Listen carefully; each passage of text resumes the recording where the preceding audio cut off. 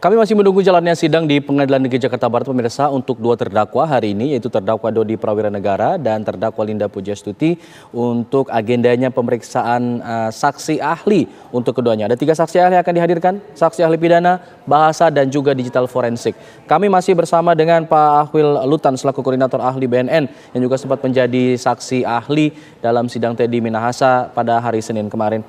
Pak Ahwil, Anda juga mengatakan tadi di segmen sebelumnya bahwa jika ada barang bukti yang diambil atau disita oleh penyidik, ini harus segera dimusnahkan dalam waktu 1 sampai 2 minggu. Tapi di beberapa kasus ini melebihi dari periode waktu tersebut. Apakah ada aturan bakunya yang mengatur mengenai hal ini? Oh, itu sudah diatur di dalam Undang-Undang 35 2009 bahwa pemusnahan barang bukti itu selambat-lambatnya 1 minggu dan diberi kelonggaran bisa 2 minggu apabila tempatnya mungkin kan jauh, mungkin tempat penyitaannya kan biasanya banyak nih kan, ada ladang-ladang ganja di dalam hutan, itu biasanya sampai 2 minggu. Tapi biasanya setelah itu kan ada pemeriksaan laboratorium untuk mengetes apakah barang ini asli atau tidak. Setelah asli dan tidak, itu biasanya juga ya pemusnahan ini dilakukan secara seremonial supaya semua ada yang melihat, dan ini sebetulnya adalah gunanya sebagai saksi bahwa barang-barang ini betul-betul dimusnahkan. Kalau di daerah ada Porpimda, misalnya ada segala macam, dan semua bisa ikut memusnahkan. Dan juga bagaimana memusnahkannya, cara memusnahkan. Untuk cara memusnahkan ini juga ada beberapa metode. Kalau Badan Narkotika Nasional sudah mempunyai insenerator yang barang bukti ini langsung habis, dan itu mungkin belum semua dari Polres punya, tapi Badan Narkotika Nasional khususnya BNP Provinsi sudah punya, jadi bisa menumpang di tempat Badan Narkotika Nasional punya, karena itu pemusnahan lebih canggih dan tidak tersisa gitu. Itu juga salah satu metode yang bertambah lama kita bertambah mencari satu titik supaya semua barang bukti ini habis total setelah dimusnahkan. Ya, berkaitan dengan pemusnahan itu saya ingin kembali memutar kembali ya rekaman pada saat sidang kemarin bahwa Pak Ahwil Lutan juga sempat mengungkapkan bahwa menurut undang-undang barang bukti narkotika ini harus segera dimusnahkan dengan berbagai metode seperti yang sudah disebutkan oleh Pak Ahwil. Ada berbagai metode yang dapat digunakan. Berikut kita simak. Jadi untuk pemusnahan barang bukti ini kan ada metodenya. Jadi sebelum dimusnahkan, semua barang bukti itu akan diperiksa dulu. Biasanya kita melibatkan ahli-ahli, bisa tenaga laboratorium. Mungkin kalau di daerah kita punya balai POM. Mereka akan mengetes satu persatu apakah barang bukti ini barang bukti asli atau tidak. Itu pasti sudah dilakukan. Baru untuk pemusnahannya bisa bermodel bermacam-macam. Kalau saya lihat yang di Bukit Tinggi hanya dengan metode air. Tapi kalau metode-metode kita di Badan Narkotika Nasional, kita sudah lebih canggih. Kita punya insenerator untuk memusnahkan barang bukti ini. Dan itu sudah dipunyai oleh Badan Narkotika di tingkat provinsi di seluruh Indonesia. Jadi sudah ada di tingkat provinsi di seluruh Indonesia. Ya, kalau dilakukan di Polres? Kalau Polres biasanya bisa memakai karena di sana BNP itu hanya sampai tingkat provinsi, Pak. Kalau tidak bisa dibawa dari provinsi? Ya, kalau itu kan mungkin di kota kecil, jadi harus ke tingkat provinsi. Itu pelaksanaannya bagaimana sih? Itu kan pengecekan itu setelah terjadinya penangkapan dicek, oke memang itu barang bukti berupa narkotika, sabu misalnya. Kemudian setelah beberapa saat sebelum dilakukan pemusnahan, apakah harus dicek kembali sesuai dengan prosedur atau bagaimana? Sehari atau hari itu dilakukan pemusnahan barang bukti, bagaimana prosedurnya? Biasanya untuk pengecekan kembali ini karena biasanya kan kalau waktu pemusnahan kan banyak undangan yang diundang. Jadi kalau mungkin pengecekan satu persatu mungkin ini makan waktu. Tapi kan ini sudah pernah dicek oleh tenaga laboratorium. Dalam hal ini juga kalau di Bukit Tinggi mungkin nggak ada laboratorium, itu ada Badan POM yang mempunyai alat-alat test kit ini, sehingga itu sudah dites sebelumnya. pada saat untuk pemusnahan yang berikutnya, ya biasanya sangat jarang diadakan pemeriksaan lagi. Tapi kalau misalnya kurang yakin, atau misalnya dari audiens ada yang tidak yakin, itu bisa-bisa saja dilakukan. Ya, harusnya secara tegas dilakukan, ya. Sebelum dilakukan pemusnahan dicek kembali. Nah, seharusnya begitu. Karena rentang waktu dari penangkapan, press release, ke pemusnahan itu sangat panjang. Berbagai kemungkinan masih bisa terjadi. Jadi tidak harus ya dilakukan pengecekan sebelum barang bukti itu dimusnahkan pada hari itu juga. Tidak harus. Untuk itu memang undang-undang tidak mengatur. Tapi yang diatur di undang-undang hanya pemusnahan harus segera dilakukan setelah terjadi penangkapan. Pemusnahan harus segera dilakukan dengan berbagai metode yang sudah disiapkan. Nah, sejumlah metode yang dilakukan aparat penegak hukum dalam mengungkap kasus peredaran narkotika salah satunya adalah kontrol delivery atau pengiriman yang diawasi yang seperti sudah disebutkan di awal tadi. Namun polisi juga harus memastikan terlebih dahulu barang tersebut adalah narkoba. Kita simak lagi. Jadi artinya adalah pengiriman dan penyerahan narkotika kepada penerima oleh kurir yang merupakan tersangka, ini biasanya kurir merupakan tersangka yang mau bekerja sama dengan polisi di bawah kendali penyidik polisi. Jadi misalnya ada kurir yang sudah tertangkap, dia bawa barang, dia mau kerja sama nggak? Supaya barang ini dikirim ke tujuan dan kita akan sampai di tujuan akhir. Tujuan akhirnya siapa? Itulah penerimanya. Penerima ini bisa ditangkap bersamaan dengan barang itu sampai. Itu yang namanya kontrol delivery. Jadi barang itu dikontrol pergerakannya. Saya ingin memberikan contoh. Ada satu kasus kebetulan saya ikut terlibat. Dulu waktu Bangkok itu masih terkenal sebagai Golden Triangle. Semua pesawat yang berangkat dari Bangkok itu dicurigai kemana saja, baik ke Eropa maupun ke Amerika. Jadi mereka pinter sindikat ini merubah rutenya dari Bangkok ke Jakarta, Jakarta ke Sydney, Sydney Jakarta, baru Jakarta Amsterdam.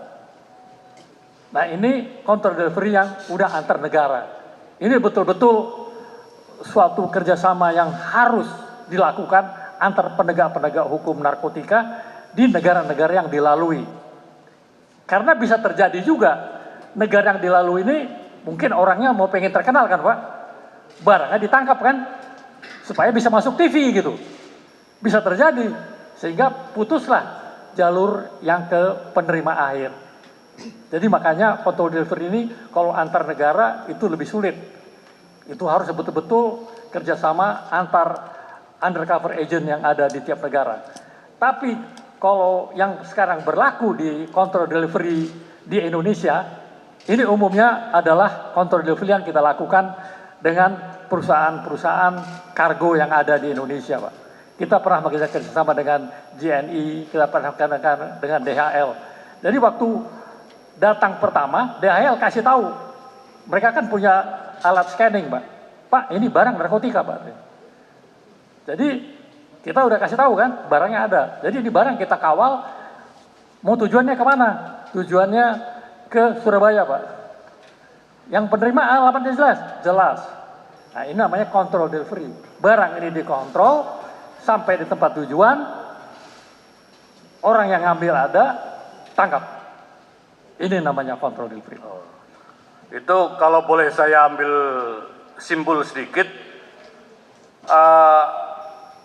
kontrol delivery itu dilakukan dalam membangun kasus, dilakukan dalam kasus yang sama. Seperti itu. Artinya ya, dalam jaringan kasus rangkaian yang sama.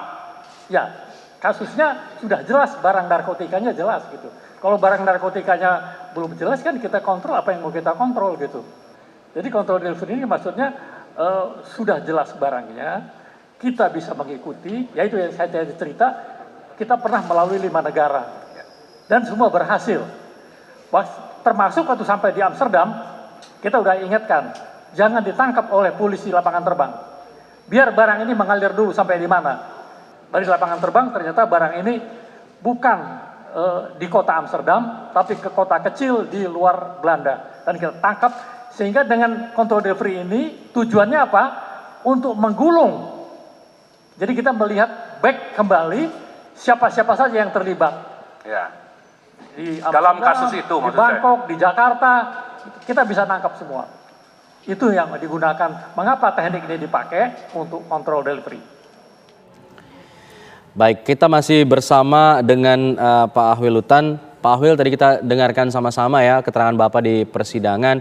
Tadi salah satu tujuan untuk control delivery adalah untuk menggulung seluruh jaringannya begitu.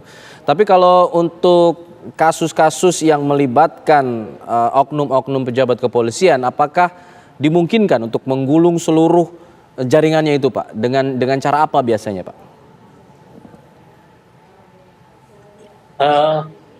Saya rasa bisa ya, karena kalau udah menyangkut anggota ini kan juga menyangkut satu pribadi-pribadi ya.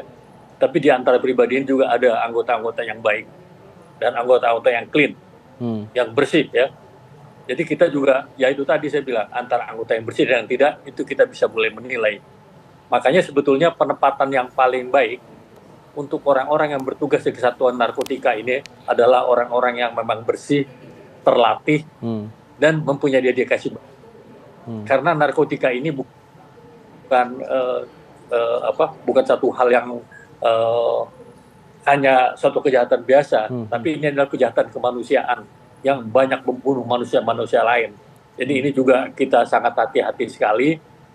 Jadi makanya saat ini ya kita juga dari BNN untuk menempatkan orang-orang di BNN ini adalah orang-orang yang terpilih, khususnya di tempat-tempat yang berhubungan dengan tugas-tugas pemberantasan. Ini memang adalah tempat yang paling rawan, yaitu tadi mengenai counter delivery, ya bisa dimain-mainkan. Misalnya barang bukti ada 10 kilo, dibilang 5 kilo. Ini kan artinya kan udah nakal kan. Ini yang tidak boleh terjadi. Dan ini kita kalau di Kesatuan Polisi ada Propam ya, jadi ini juga salah satu, ada Irwasum, ini adalah badan-badan yang mengawasi baik internal, kemudian badan-badan eksternal lain yang mengawasi kita, ada Kompolnas dan lain-lain. Ini adalah juga sangat membantu, karena kan untuk pribadi masing-masing per orang ini kan sangat sulit ya, tapi ya dengan beberapa seleksi-seleksi dan tes-tes yang kita lakukan, kita akan mengetahui bahwa orang ini orang jujur atau tidak. Ini kan bisa akan ketahuan, karena memang manusia ini semua tidak sama, rambut sama hitam ya, tapi belum tentu di dalam hati dan lain-lain itu akan lain gitu. Ini kira-kira yang saya katakan. Untuk mencegahnya adalah dengan suatu lapisan-lapisan yang seleksi yang sangat ketat untuk masuk ke narkotika ini, mengikuti pendidikan dan latihan yang memang harus dia lakukan. Karena banyak yang tidak mengerti itu tadi. Kayak control delivery ini dibilang kalau nganter barang itu udah control delivery. Kalau ini undercover sale dibilang undercover buy. Ya, ini yang udah dibalik-balik semua. Jadi karena mereka juga tidak mengerti. Jadi hal-hal ini kita juga berusaha saat ini supaya petugas-petugas kita adalah petugas-petugas yang terlatih gitu. Sehingga tidak terjadi kesalahan-kesalahan dalam bertindak. Baik juga bertindak terhadap menyelamatkan manusia berikutnya, juga menyelamatkan manusia yang lebih besar lagi, yaitu masyarakat Indonesia. Sepakat. Ya, Pak Ahwil, kalau kita lihat di kasus ini diawali dari pemusnahan barang bukti narkoba di Polres Bukit Tinggi, 40-an kilo sabu ya kalau tidak salah. Nah, kalau Anda melihat dari catatan BNN ini profiling lokasinya di Sumatera Barat, Bukit Tinggi ini sebenarnya seperti apa sih? Apakah memang salah satu daerah basah untuk peredaran narkoba atau bagaimana?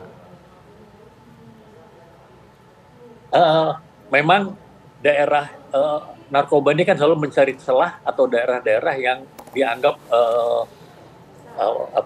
pertahanannya atau perkuatannya kurang kuat gitu ya, lahan.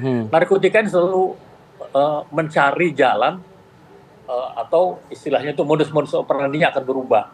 Ya, semua akan berubah. Misalnya kita perketat di Selat Malaka, mereka akan masuk lewat jalur yang lain lagi.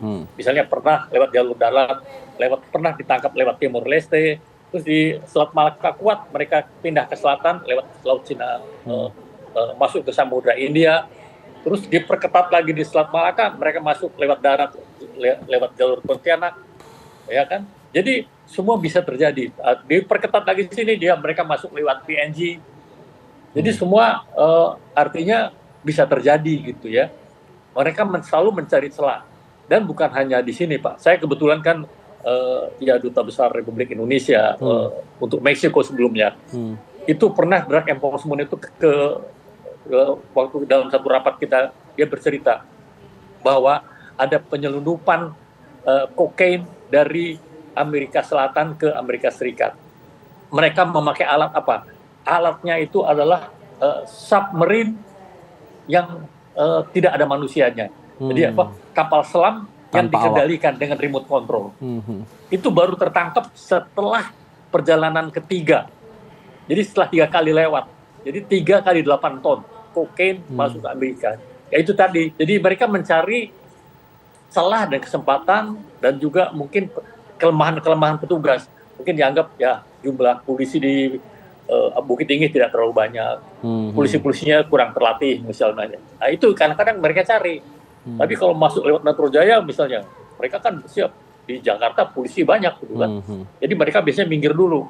Atau cari lagi di pantai-pantai yang lebih kecil. Kan ada yang lewat kemarin ketangkap di Asahan, ketangkap di Pantai Aceh. Jadi ini mereka cari dulu celah-celah yang kecil. Nanti baru lewat darat. Perlahan-lahan dipecah-pecah sehingga bisa sampai ke Jakarta. Karena pasar yang terbesar tetap adalah di Jawa. Dan kemudian kalau ini jalan terus biasanya terus langsung ke Bali, langsung ke Australia. Ini kira-kira jalur yang selalu dipakai untuk mereka-mereka itu. Jadi memang target market yang paling besar di Indonesia adalah di Pulau Jawa dan Pulau Bali begitu ya. Jalur-jalurnya akan menyesuaikan menuju ke wilayah-wilayah tersebut. Baik, kita akan dalami lagi nanti Pak setelah jeda. Kami kembali sesaat lagi tetap bersama kami di Breaking News TV One.